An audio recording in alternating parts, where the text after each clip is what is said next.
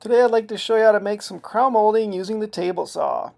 I've been making crown molding with the table saw for many years and I really like the look of it. I like how it caps off the top of the cabinets. I've used it for mantles and different things, and it's just a fun way to dress up your cabinet, and you can make it really affordable. If you buy crown molding, it can be very expensive, so it's really nice to make your own to save some money. And these are just a couple examples of some pieces that I've used crown molding on. So now you're going to set up your auxiliary fence here. This is just a picture of the distance between my blade and the fence, the angle. And this doesn't have to be right on. It can be a little bit different than this, and it will probably work out. And you can experiment with that. My blade height ends up around 3/8 of an inch, and this is also adjustable for your own preference. And then my distance between my blade and my auxiliary fence is around a 1/2 inch, and you can adjust that as well. So now you'll see me start running these through. You'll see my auxiliary fence is very well mounted. It's clamped on with some C-clamps. I would not use quick grip clamps for this. I would use C-clamps. And make sure your C-clamp is not resting on a ledge, that it's very secure to the base of the table saw, and it's flat, because you don't want this auxiliary fence to move at all during this process. So for the first pass, I only have the blade up about 1/8 of an inch, so just barely above the surface of the table. And if you look, I'm running this through very slowly and with a lot of control. I'm trying not to rush this process. It is a tedious process. It takes a while. And I usually make a little extra crown molding so I don't have to duplicate it if I cut a miter wrong or something. So when I'm doing this process, I usually make an extra board or so just in case I mess up.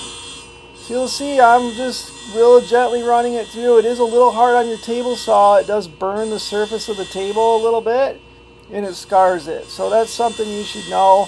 It doesn't bother me, and it also helps me set it up correctly for the next time. I even sold a table saw that had the burn mark on it, and I was like, well, that burn mark will help you figure out the angle for some cove molding, and the person that bought it didn't seem upset about the burn mark at all. But I just wanted to let you know it does scar the table saw.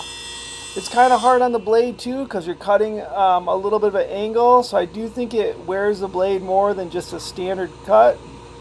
But it doesn't seem, that bad. It doesn't completely wreck the blade or anything, but it is a little bit harder on the blade.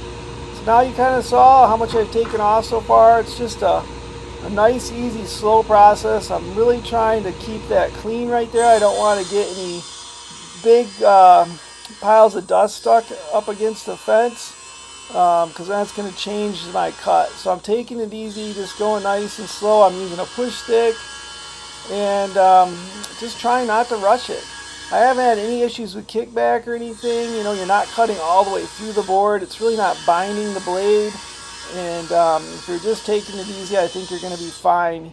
Once again, the guard is also off. There's no way to do this with the guard on, so unless you have a guard that just floats over the top. Most guards don't do that anymore. They mount. So there's only a couple guards that I've ever used that float that you could do this with a guard on. So you're just going to have to go easy. This is a saw stop, so that is one nice feature. But I'm just really being careful and taking my time. And you shouldn't have any problems. One time we were at the school doing these, and we always keep the guards on at school, and obviously you can't do it with this process. And the insurance adjuster came through, and he was a little concerned that the guard wasn't on, and he was interested in this process. And by the time he saw what we were doing, he thought it was so cool. He wasn't worried about the guard not being on because he thought it was safe enough. But it was neat to show him how to make this, and he thought it was a really cool process. So sometimes you just gotta teach everybody something, let them see what you're doing, and then they'll calm down, they won't overreact and things like that. So it's quite a process here. Remember, I'm only taking off about a 1/16 a pass. When I get near the end, I run it through a couple times without adjusting the blade just to help clean it up.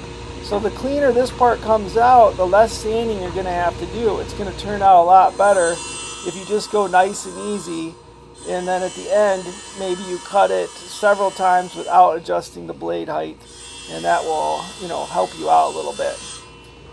So in a minute I'm going to start doing some sanding. I'm just going to keep going through this process, and I'm trying to show you the progress by holding up the board to the camera.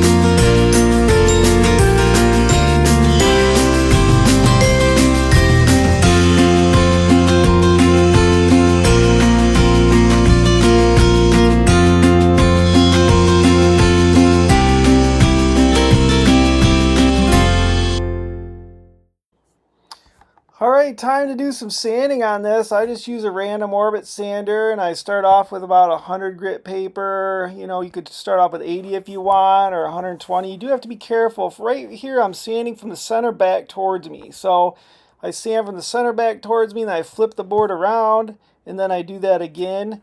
You have to keep the sander moving. You don't want to round off your edge, so you have to really take your time and be cautious. You could really get into trouble pretty quick here if you're overly aggressive. So I just don't like to do a ton of hand sanding, and I found that this really speeds it up. And then I do some hand sanding after this, and I hold it up at different angles and see how I did.